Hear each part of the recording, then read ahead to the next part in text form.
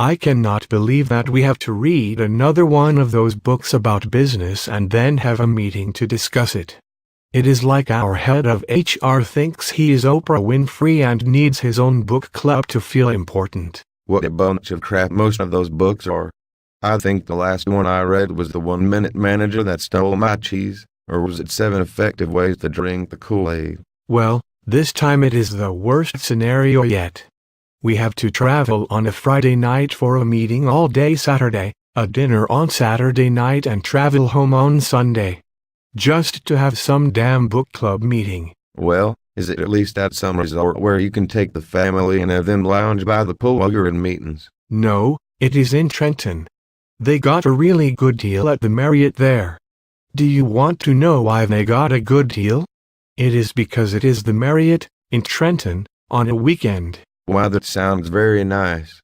It is impressive that the company can find such creative ways to waste money in a down economy. Do you want to guess what the topic of the book is?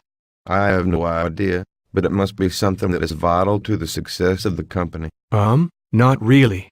It is about how successful business people find a work-life balance on a weekend. What kind of masochist schedules one of these anyway?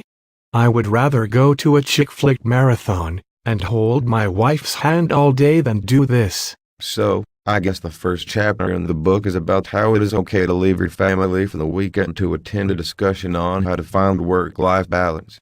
That makes perfect sense. Do HR and management even see the irony? Irony is lost on them.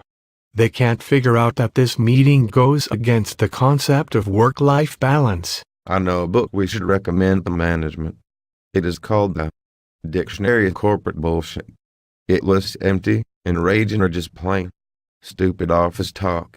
If half of these morons read the book, morale would improve dramatically. That sounds like something. What does it say about work-life balance? Well, the first definition is pretty much the corporate speak. The second definition is an idea, like many, that is talked about but blatantly ignored, especially in times when it is desperately needed. For example, you've worked until 2:30 in the morning for several nights straight and are expected to be in the office by 9 every morning even after the project has been completed. Then when your dentist appointment runs late and you return to the office, your boss reprimands you. Or your grandfather dies and you have to take a day off with short notice and you are met with scowl and disappointment and heavy guilt trips by your boss. And to make it all better, it comes up during your performance review. Wow, it seems like the title should be The Dictionary of Corporate Reality. I bet more of the expressions are the things like on a forward-moving basis, or we should utilize the available tools to maximize this opportunity. Yep, you got it. Here are some others. Massage. This is what your boss says when he wants you to change something you did, but can't really figure out exactly what he wants. Like, I am thinking it would be better if you could massage this a bit to be more customer-centric.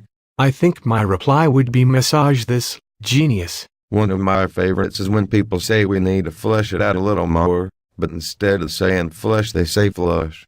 The newest one I am hearing is let me add a little color. I like gap analysis. This is an assessment of how badly something went wrong and how it got screwed up. It also functions as a form of penance for those who screwed it up. Sounds like gap analysis may be a sign that you're on your way to a gap in your employment on your resume. Why don't they save everyone the time and pain and say, you suck, and might want to consider alternative employment? How about FaceTime? Isn't that the video software that Apple products use? Yes, but in business it is defined as the time spent with your nose up your boss's ass. People that suggest I increase my FaceTime are usually world-class ass-kissers who see this as the only way to get ahead. Sounds like a good way to give your boss a rusty trombone.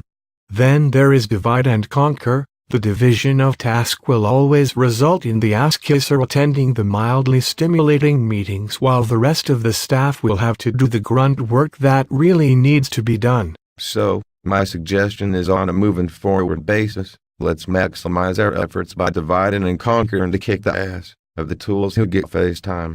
Then we can do a gap analysis on the ones we missed and then complete the task.